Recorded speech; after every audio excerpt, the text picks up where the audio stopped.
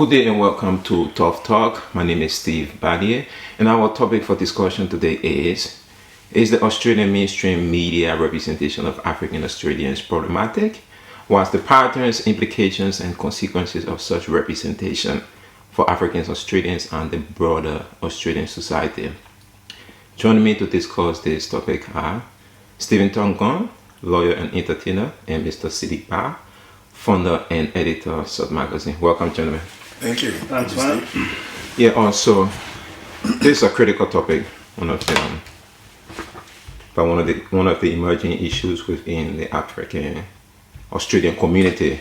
So, I just first of all want to get your view on this topic, and I really want it to come from your background as your professional background, as well as your experiences as an African Australian. First, I would just like to say thank you for inviting us here and organizing such a setup where we'll have a chance to talk about some of the issues that are affecting our communities. Thank you. You see, for me, when we say media, media is just media. As I was saying before, it's like a business. They're always looking what can sell the news. Yeah. And for us Africans, we are new and we have our own issues, trying to settle here. And at the end of the day, it's always come down to what are we doing? It's what we are projecting as well. Yeah. That too plays into the hand of the media. And it's very sad to say the media really, they always be looking for things that they will expect to sell their magazines, and just normal things doesn't cut it for the media. Yeah. They want something, it's either have to be good or it have to be bad, And if it's good, it's going to be extremely good for them to consider it. Mm-hmm. But bad now, it doesn't have to be extremely bad, As long as it's negative, there's negative elements around it, they can play on that, So we, I think, have to find ways to maneuver around it. With time, maybe our community, maybe the younger people as well, will start to work out how to, deal with media. But dealing with the media is a bit tricky, I would say, For now, since we just started this conversation, I'll maybe let Steve as well say something around it. Yeah. But for me, I think we're just in a situation, we're just part of a journey, Yeah. Everyone sometimes do get affected by the media, It doesn't in fact even matter that it's us Africans, Australians themselves or people from Asian background. It just depends on the angle they are looking at that point, and you feel fall under that bracket, then they will report it and it might not be good for you, Yeah. So before Steve comes in, let me just get back to you. With representation, like you said, the media sometimes goes for negative stories. Yeah. So is there some form of sort of routine or normal media, or are we being targeted? Well, to be honest, I don't think we are targeted. I would not want to put it that way. I don't think the media will have a meeting in the morning to say, what, today let's go for Africans, let's make a story and let's go for the African community. But if something happens in the African community, that is something that they can make into a news that will sell, and normally it will sell more if it's sensational, and if it's got some scandal around it, or if it's got something that will something that will pique the interest of their readers, they will go for it. It's about making headlines. So we're not targeted, but sometimes as well we play into it based on stuff that happen within our communities. If our young people go out there and misbehave, that's a good story for them. But if our young people, in fact, we've got some of our young, kids here, they're doing very well at school. Some of them are scoring very high at, when they do their exams. You don't see that in the news. Yeah. And that too is something good, something that needs to be looked at for someone who's been here maybe for a few years, integrated well into school, and managed to score high scores with all the challenges. That's supposed to be good news as well. Okay. Yeah, but you won't see that. It's never been reported. I've never seen on the news, on the advertiser or anywhere, where they say, this Australian African kid, or so he or she did very well, or this is even they try to find out how much, to do some stats around how many kids are doing well from these new and emerging communities. You don't see stuff like that, which is also, I believe, will make interesting news. Yeah.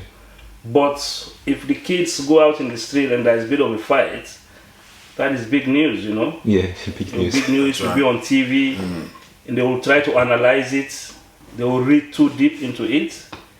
Whereas in reality, it happens every day among like Aussie kids. They are on behind the street, drunk, fighting, punching, or doing whatever. Well, that's not in the news, except if it's really go to the worst case where maybe somebody get hurt or stuff like that. But in our case, it's just us doing it.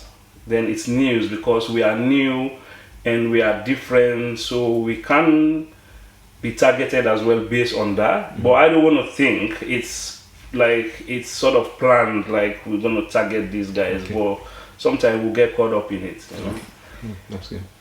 Good point. Actually, even just to add on that, I guess the fact that, you know, obviously we're Africans, we can be spotted from a mile away regardless, you know. So in essence, I think you touched on some really, really good points, you know. And not to take it out from the media, because there are incidences where they've actually reported, you know, great news. I've seen a lot of stories on SBS, for instance, promoting a lot of the things that the Africans here in Australia are doing. So, you know, there are sort of elements of good. From my experiences, though, I guess, obviously from, you know, previous incidents that have happened, obviously there's an issue where media, a lot of the times, you know, they'll get caught into stories that are negative, if you like. And unfortunately, those are the stories that they seem to promote a lot more. Obviously, as Sidique mentioned, media is obviously a business too. They have to sell papers, they have to get headlines in order to attract viewers. But I think, especially when it comes to the African community, we are in a very vulnerable stage in many senses now, because I think a lot of the Australian public are just getting used to us, you know. We've only been here a few years, but then, you know, the image they see of us really plays into, you know, how we as a community are integrating into this society. And I think if they constantly see us always in the news for the wrong reasons, obviously the implications of that are certainly never going to be a good thing. And so I think we just want to sort of promote, I guess, a decent dialogue between our communities and the media, especially when it comes to you know, sensitive matters that are, for instance, you know, things that really require, I guess, in-depth knowledge, instead of just basically talking to people perhaps who are not quite as experienced. Because obviously, you know, for many of us, English is a second language. And so, you know, sometimes just a simple communication aspect is difficult. You know, I can recall many times, you know, when I first arrived, for instance, it was really difficult to understand some of the things everyone was saying. You know, and so now that, you know, you've sort of lived in a society, you get a little bit more aware of it. And especially having the media is one of those things that I think we can certainly work towards in the future.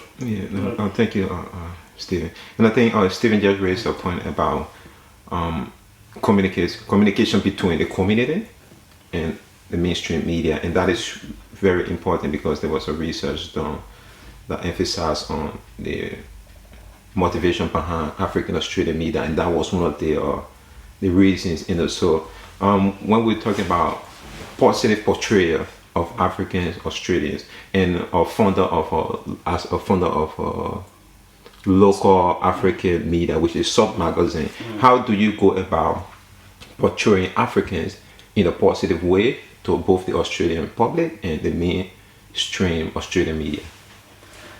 Well, look, there's so much going on in our community. That's the fact. You know, people are doing well within the community, even though there are a few of these instances where some things are happening which are not that good, but that's just part of life. It will happen everywhere else. But I think the community, people are doing very well, and that if you go back through the Salt magazine since we started, we've always been covering positive stories, positive things that people are doing. It's not even hard to find. You know, people are doing so much, like, you know, people are starting their own businesses. Young people are doing very well either in entertainment, or some are pursuing their ambitions in different areas, and there is just so much going on for the community, you know. And that's why I think there is a need for us to have these platforms, like even what you're doing now, like having Salt magazine and having radio programs going on. This will be the opportunity for us to sort of showcase ourselves, like, to the public, because people need to understand us. We can't wait for the media, for mainstream media to come looking for us. Mainstream media is called mainstream because they are out there, they are dealing with we are all part of that in a way, even if we try to look at ourselves as we're not part of it. And for them now, they market in some according to demographics, sort of. So they are looking at numbers. Yeah. They are looking at the people. They are looking at what's going to resonate with 80% of the public. And we only form a small percentage. So that's why some of the things that we might be doing is not shown as much. Yeah. Because for them, they want to put a story out that's going to make 80 people feel like really, whereas we only form a small. So what might be important to us will not be out there for them. Yeah. So that's why we are doing these things, I believe, is to find ways to get our own stories out there. So people will start to see what we are doing, like we too have positive things happening in our own communities, So since I started, man, I'm actually like I even don't know what to say. I'm really impressed with the amount of positive happening within our communities, man. People are doing so much. It's crazy. Like what you're doing now, this is awesome, and in Melbourne, people are doing so much, and we need to give credit to that, we need that credit for the community. People need to know we are doing this. So I think by what we are doing now, what I do, what you do, we have an opportunity to reach out, and people will start to see what we are doing. It's a matter of time, I just want to second that it's really an admirable thing, and certainly I think you should be very proud of the achievements that Salt Magazine has had thus far, and I'm sure the support from the community has always been there. We need more support to try and help us promote such positive stories. People should subscribe to Salt Magazine and really get the latest information and have that network where also we can promote ourselves. And I think and contribute as well. Sure. Look at it as a medium, like whatever we feel like, because the thing is, whatever we do, this is like we're making history. Some people might not look at it like that, but we are making history. 20, 30 years, the young kids, or they will be grown-ups now, they will have to read about our settlement here. That's right. Yeah. So these things we do have to be archived. They will be looking at these things, they will be checking what we say, how we say things. So that's why I think anyone who have, if you have that interest in your community and you're somebody who is creative or whatever, it's good for you to jump on board. Yeah. Whether it's writing, whether it's doing interviews or whatever, but find ways to express yourself and be part of that history, because that's what we are making now. What people might not pay attention to, but this is history, about our communities, about what we think about it, so. Sidique is too humble to plug this, but I think anyone who has a business, make sure you get in touch with someone. It's a good platform. Get yourself in there. I'm graced to have to have the opportunity to grace the cover for the last issue. I had a fantastic time. We had a great sort of opportunity, really, and I think thank you to Salt Magazine for that. Man. And I think I will come to that very soon. But Sidique, you just made a point with regard to community support. It is good that you do have the support of the community, but one of the issues with ethnic or migrant media, the sort of category I want to fit what we do in Salt Magazine into is mainstream tends to see it as something that isolates migrants from the general society.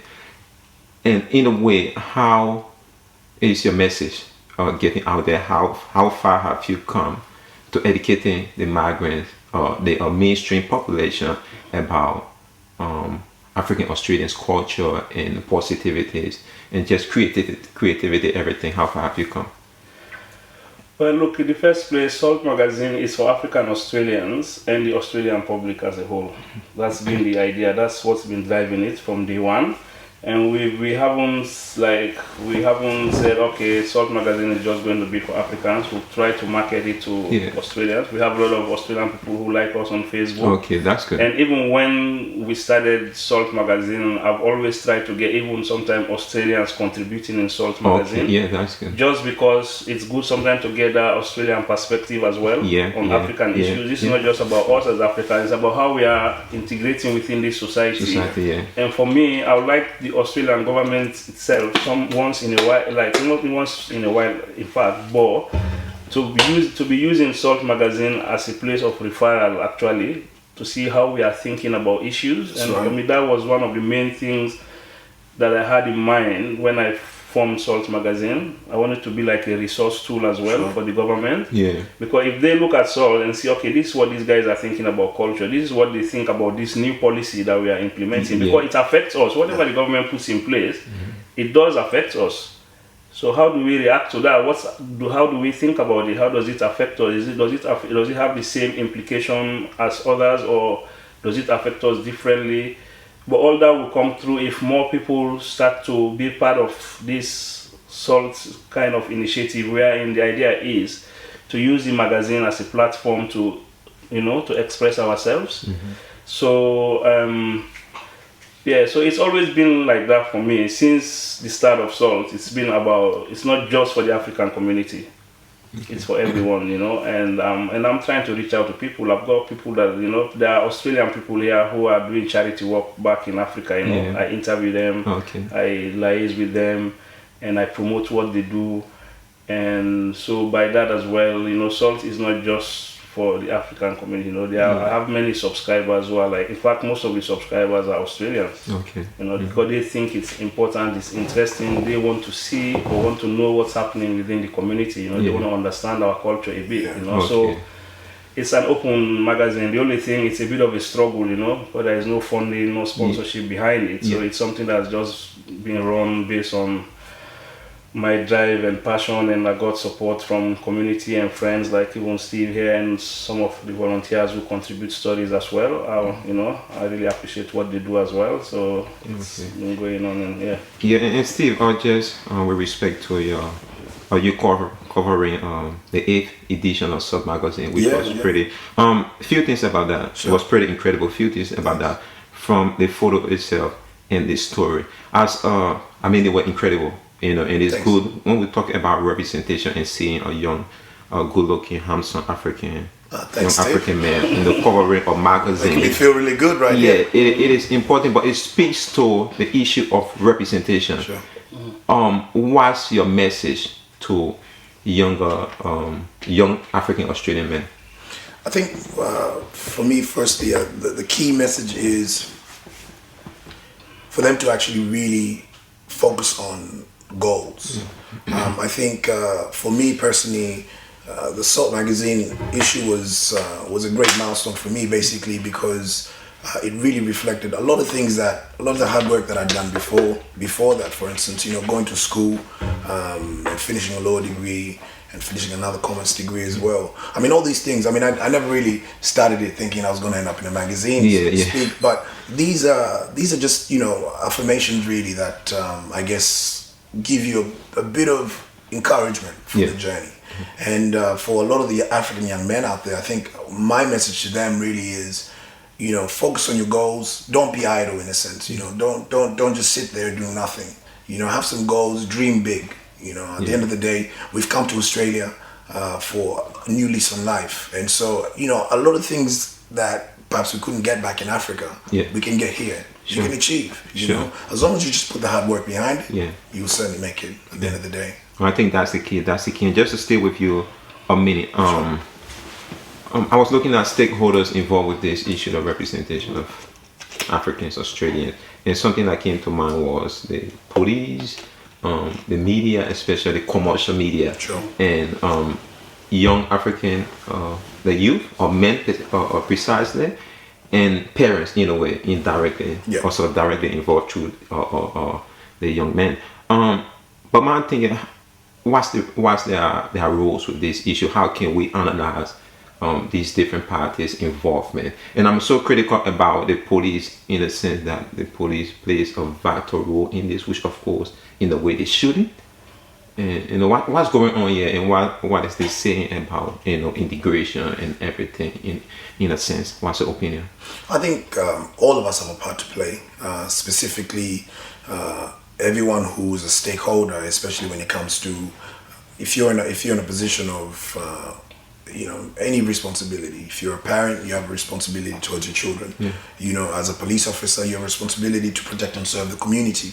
And I think that really should be the core of everything, in terms of parents should really encourage and support their children in terms of guiding them and giving them the right paths.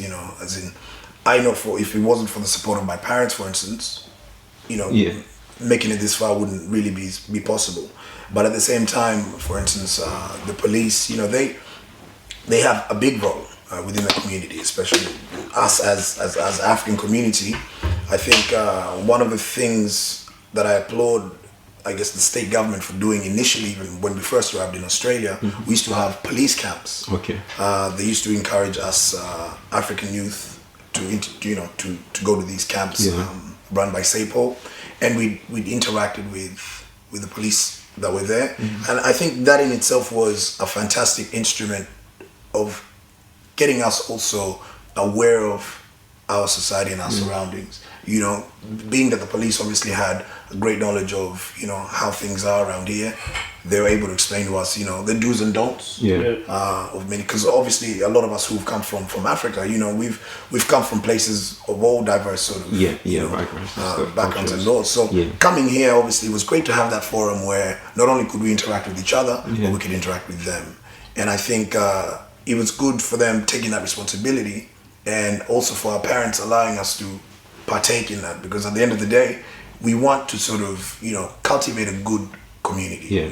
We want people to grow up as law-abiding citizens and also valuable contributors to our community and our society at large. So, Sidique, what's the take on that? Well, look, first I will, even if I have to go back a bit to Steve's, like when we have him on our front cover. You see, Steve for me is like, he's a role model for me. Like looking at him, like I used to know him like when he was younger, he came in as a young boy. And he's gone through that journey wherein he's managed to keep himself intact, where a lot of other young people might have gone, by the wayside. He's done his uni, and he's still doing something that young people are into, like this entertainment, like having fun, but at the same time he's got something to show, with him. So I thought he really, he's someone who deserves to be there, because it's good for young people or people who will be reading the magazine to see that we do have people here who are sort of going against all the odds, all the challenges, and still, doing the right things. He studied, he did law, he did commerce, and he does his entertainment stuff. He MCs in the clubs, he parties, he enjoys himself. He's not like some, but he's still keeping it real. You know what I'm saying? He's still doing the right things. You're not going to say, Steve is getting himself into trouble, or he's going around fighting police, or he's going around getting drunk, but he's having a good time, having a blast. So the point is, young people can do that as well, but they have to know that at the same time, they have to find themselves, do some work along while you're trying to make, enjoy the life, because as young people, they have to sometimes let out steam, go party and all that, but you have to be responsible as well, and I think that's what Steve symbolizes. And that goes now to the second issue as well, talking about relationship between police and families, and that's a tough one, because in my own thinking anyway, whatever the case, there will always be good cops, bad cops. There are always young people who follow the rules. There are young people who try to break the rules. So the police there will always be issues. For me, what I don't think will be fair is whenever things happen within the community, when there are incidents, if the media ramps it up, try to take it out of context, there was an incident when they had the first, I think, Miss Africa. That's right. The Miss Africa event was supposed to go for a certain period of time. The time they had their event, it went without any incident. And then afterwards, I think some people, either they might have not even been in there, or they were there, but there was an after party. After party event, things went sour. A big sort of fight took place. But then it made the news. But then it made the news as if the Miss Africa was like, this fight happened at Miss Africa, or That's like right. they somehow, that's true, which is not true. It sort of tarnished the whole image of the event, which the people who did it, they did it for something positive, and they didn't mention who won. They didn't talk about the positive behind the gathering of young people, for them to celebrate the diversity from all different parts of Africa, and putting on their cultural dresses and trying, the news didn't talk about that, but they talk about that incident, what happened after. Yeah. You know, so for me, there will always be police and young people having issues. You know, that's part of life. It happens in mainstream. It's happening every day. You know, but why? When it's happening within our communities, sometimes it gets sort of twisted and made as if it's something strange or something that's not normal. Yeah. I think to even add on that, a lot of the times what I see usually is when an incident like that happens, for instance, the media tends to be a little bit one-sided in a sense. So they'll take the story that I guess the police are giving, the reports that they're giving, rather than really talking to people from the other side. You know, these incidents have always happened, and especially just recently when Channel 7 covered the news about the African party that was in Melbourne. You know, I attended that party myself, and I was actually emceeing there. But the news itself, you know, it made it seem as though there was a fight at the actual club that ended up going outside, and you know they were forced to bring riot police in, whereas actually that was not the case. What actually happened was, you know, the event was very successful. Everyone was behaving themselves. The nightclub obviously had to close at a certain time, and you know, once everyone was directed outside, they were met with police. And not only were they met with police, but they were met with police who had pepper sprays and riot gear, you know, really intimidating sort of. So that led to a confrontation. That led to a confrontation straight away. You can imagine. So as I said before, the incident that happened in Melbourne, where obviously the media and the police reported that Africans were actually fighting, which caused, you know, the police to come out and, you know, intervene. But really what actually happened was the event was very successful. Everyone was well behaved. There was no fights inside. Once everyone was directed outside, obviously, because the club had to finish, they were met with police. The police were there in actually big numbers with riot gear and basically, you know, having pepper spray on hand ready to spray people. Not only that, on the other side of the street, they had vans ready to take people away. So it was well prepared. You know, it was almost like it was like, I don't know if you watched Sarafina. It almost felt it felt a little bit like that. You know, and you know, it really all that sort of, you know, it raises attention. I mean, it actually flares a lot of issues, because you can imagine people are intoxicated.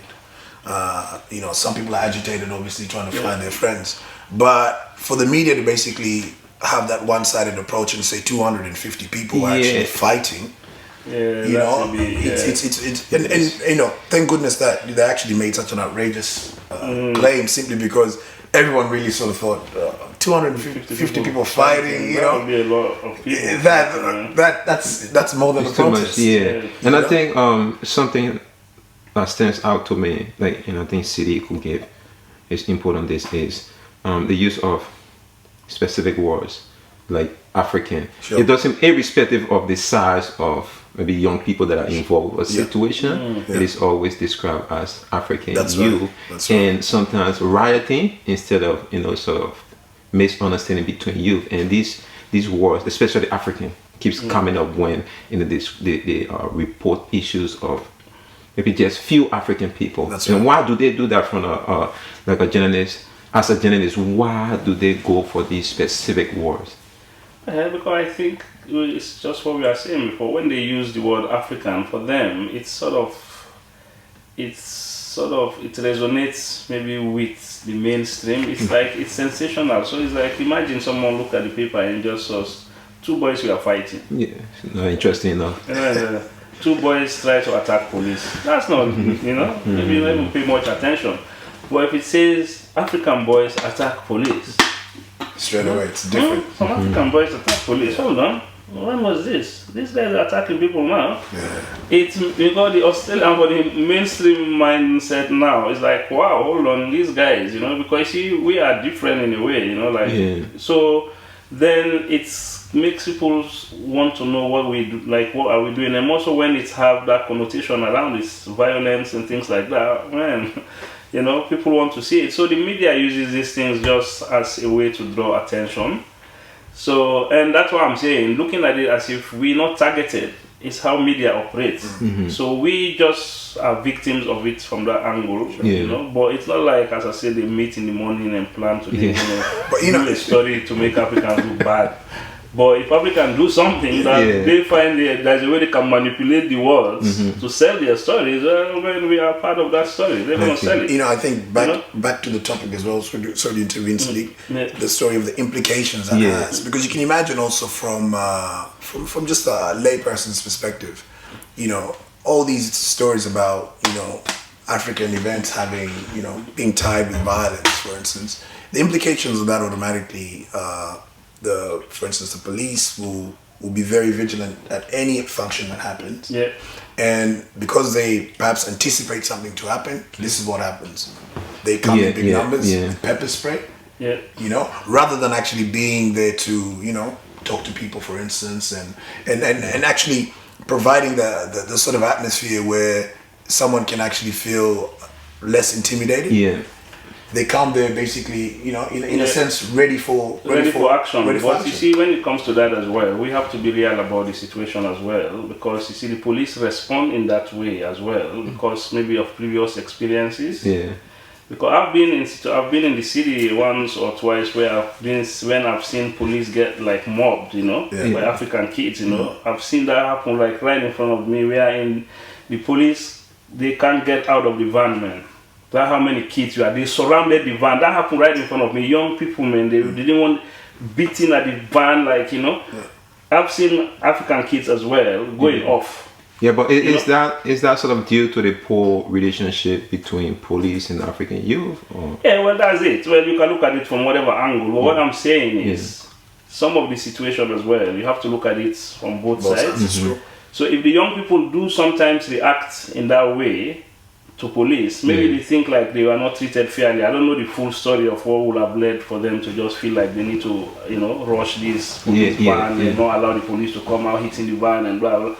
But a situation like that will make police to think of next time they're coming around, they need to be more aggressive, because these guys might, you know, sometimes get aggressive, you know.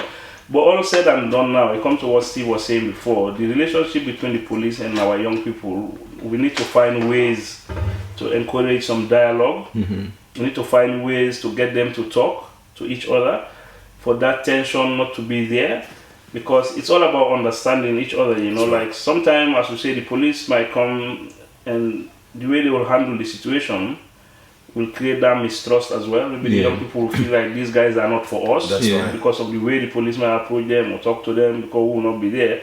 And then these young people will react as young people will do, you know. So but if there is some sort of dialogue, you know, where the young people and the police can, you know, there will be some sort of channels through which they can talk. There are some even like they run some ads on TV or so that portrays good relationship that can exist between, you know, people from like the African community, because we're talking about the African community, but at the end of the day, it's just, it can be other people from other migrant background or whatsoever, but it's just that coexistence, you know, for the police and the young people to meet and have that common understanding.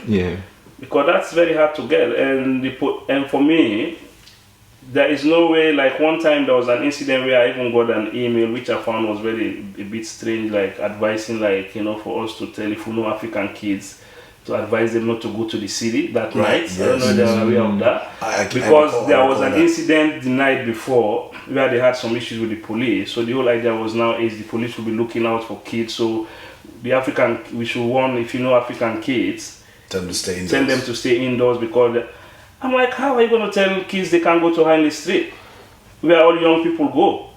Is that not a form of targeting African kids? Well, it is targeting, and it's not the right message, you know. Like, and this came from African leaders, you know, who might have been contacted by the police to say, oh, your boys were misbehaving the other day, and then the next thing now, people need to warn their kids. Well, we have kids as well who dress nicely and go out in the city, they also don't have good time. Some who work on you know? Some people walk there, some people go. So now you want to say all those people now, they will be categorized under that blanket of, like, you know, they will be there for trouble. Like, in case someone actually attack them and police comes around, they might just want to, they will be one-sided in their thinking as well, because now there is this feeling that the African kids will be responsible, will be the aggressor. So just for one incident, you can't label the whole community or young group of young people as now, okay, you can't tell the kids not to go around behind the stage. For me, that was very wrong. It came from our leaders, and I'm like, you can't do that.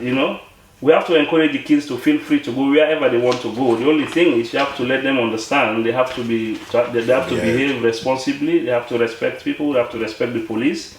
But you can't stop them from going out. I mean, for me, that was police. It just shows when sometimes when things get out of hand is how it's dealt with. Yeah. Because I believe the police reach out to the community leaders and try to explain that they're having these issues.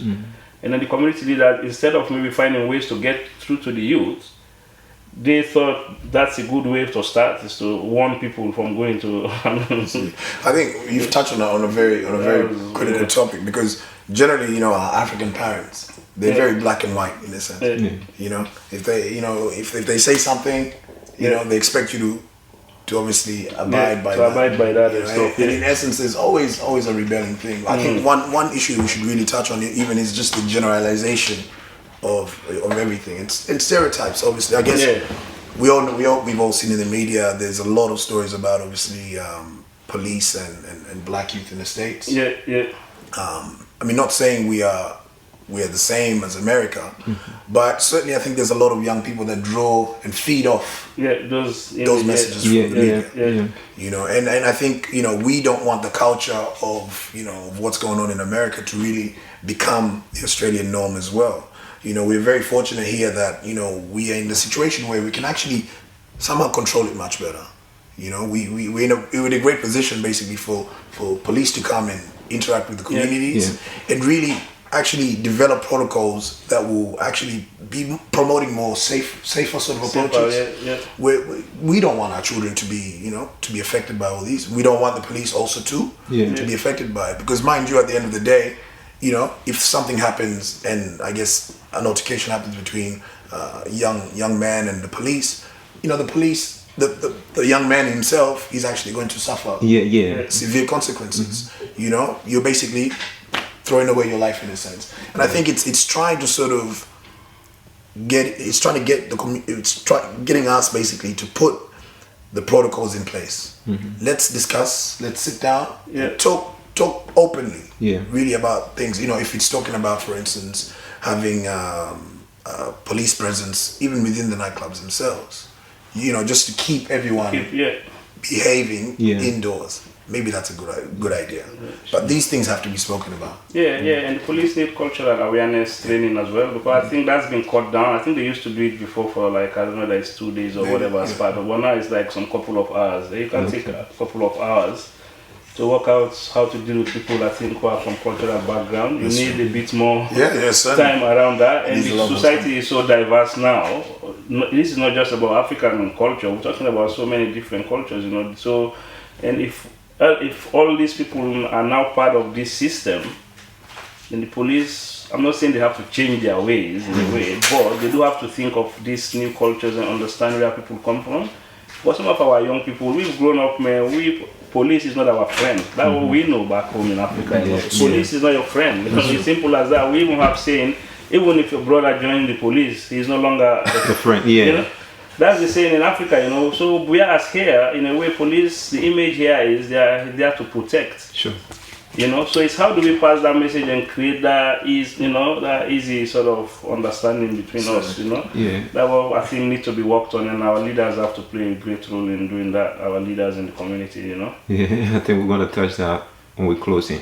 But let us look at the implications, because with every representation, there's a meaning, and I'm just focusing on African youth, young men specifically, or our community more generally. But what are the implications for our communities with these sort of negative representation? And I say this considering renowned Australian academic Andrew Fraser, who keeps bashing African, especially sub-Saharan Africans, and oppose our migration to Australia. And so maybe the economic, social, maybe political levels, what are the implications out there for us? I think I'll just start basically by saying, first and foremost, obviously, as we know, any incidents that cause or that occur because of violence generally will obviously lead to severe implications. Yeah. Young people who get involved in violence, at the end of the day, they end up in court based on the sentence. They might get a conviction. Yeah. Now, getting work when you have a conviction here in Australia is extremely difficult. Yeah. I think a lot of people, perhaps a lot of young people, don't really understand the severity of it. You know, every job you apply for, they really want to know if you have a criminal record. And the situation is basically, if a lot of young people are getting arrested, that means there's a lot of people who can't get jobs. Yeah. Yeah. If they can't get jobs, then the result is they'll end up, for instance, rebelling and perhaps even joining criminal to survive gangs, just to survive.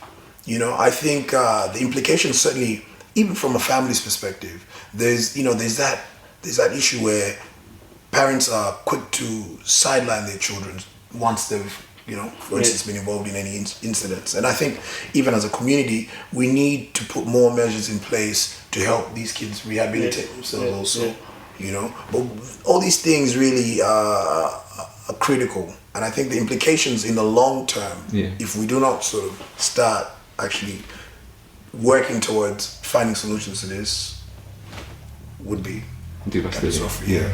Yeah, look, for me, in that regard, I think we have to work hard, the parents as communities. If people like Andrew Fraser make statements about the African communities the way he does, for me, that's not an issue as much because it's just a one man's opinion. There might be others who share his opinions as well.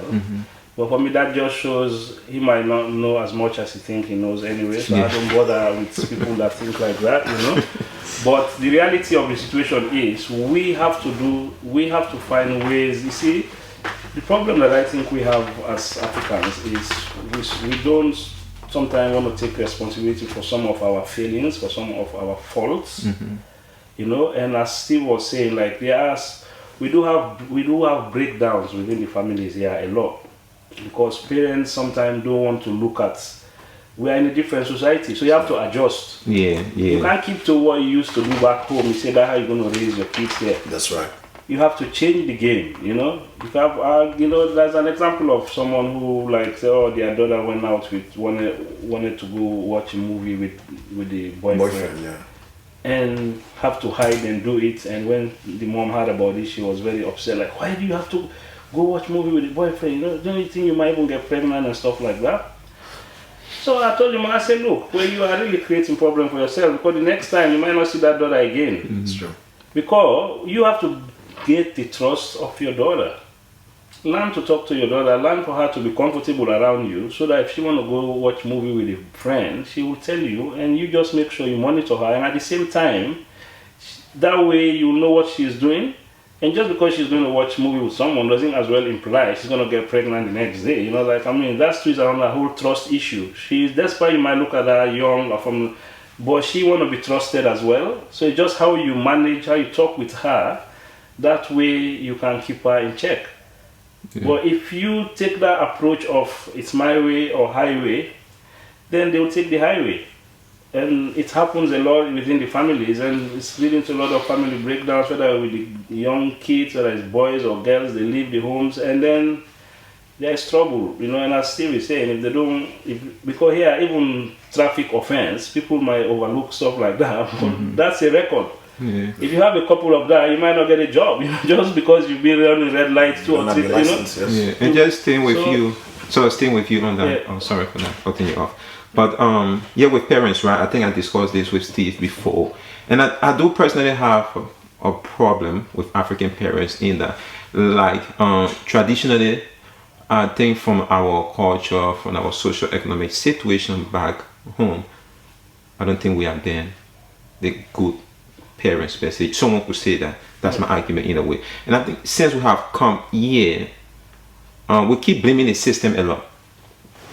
And I think we have to adapt, adjust to the demands of society. I do think we are not really understanding the system and what it demands of us.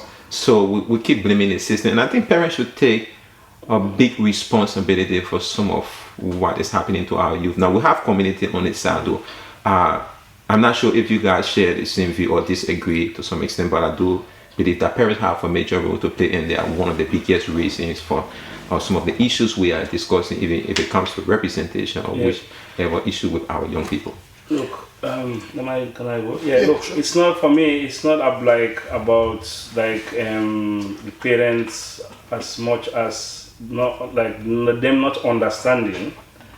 For me, I look at it something like it's more of a rebellion, like a rebellious attitude of us as African. Like for me, because you talk to some parents here, their thinking is like, this is not how we used to do it at home. Okay, yeah. And they will say it with such pride.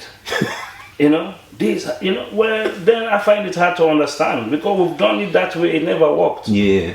It led to a corrupt society that we have back in Africa. That's right. It led to a barbaric sort of system in which people behave like, for us who experience war. But sometimes when you say some Africans like, oh, why are you using that? But we saw people doing crazy stuff back home, People that went crazy, people who are not white or anything, black to black, doing crazy things on their fellow Africans, For me, I find it hard now to see someone sitting here and trying to tell me we used to do it this way, it was it's how our parents taught us, like talking about that as if that's the solution to world's problems, when it's actually, that's the African problem. We raise our kids, we never have time to talk to them, we never have time to understand everything. We push them to get things to be number one, it should be a lawyer. You can see someone, somebody will look at their child and want it to be a lawyer. Like, how will your child have to know what they want to be? Maybe they want to be a shoe shiner. It doesn't mean they're not going to be successful in life, because they might end up shining shoes for princes and kings and queens. It depends on how their journey takes them, Right. So you need to have that open mind to allow your kid to develop and grow. You can't control, and that's not the problem we face growing up in Africa. Our parents, you should do well in this, you should do well in school, you should work towards this. It's too much demand, and you come here now in a society where if your kid doesn't even care much about school, well, it's his business. But it doesn't mean he's going to be a failure. He can end up doing something else. He can take up a trade. He can end up being good at, So, and Steve talked on that when I interviewed him actually, I think parents have to, there's the high expectation. They have to lower and just understand that, that's right. Allow the kids to grow, or else you lose the kids, and when they go out, they don't have any control, any support, and they get into trouble. And then we have all these image issues we're talking about, and the society reads what they see, Exactly. So, support is very key. As Sidique has said, parents need to lower the expectation in a sense. I mean, I'm fortunate that I had very supportive parents. Yeah. But initially, a lot of my colleagues perhaps don't have the same support. And I think, first, once the communication is lost between the parents and the children, then things won't be looking good in the family. I think we have to be realistic also in many senses. I mean, I think a lot of parents put a lot of expectations because of the fact that we're so, we're new in the society. Yeah. And then perhaps their children have all these opportunities in front of them that they didn't have, for instance. One of the things I often hear African parents say, if I had the opportunities that you have right now, I might have been the president or whatever. But in essence, I think they have to really sort of be realistic. A lot of the times, people just want to be themselves and do things that they're good at. I always tell a lot of the parents that I speak to, support your child in whatever they want to do. That way they can excel much quicker, and also they'll be more happy doing what they want to do. Yeah. As opposed to you trying to steer them according to your own directions, and then when things don't happen, you become obviously you become an adversary. I think one of the things that we have to discuss is this issue of parents basically sidelining their kids, and saying, in African culture, basically, once you start drinking, that's it. This man is gone, and a lot of them will say, once you stop going to church, for instance, that's it. You've become a bad apple. Yeah. But in essence, that's not true. A lot of the times, parents need to be realistic and actually let their children make some mistakes, learn from those mistakes, give them their input, and I guess have that open dialogue so that everyone can understand each other.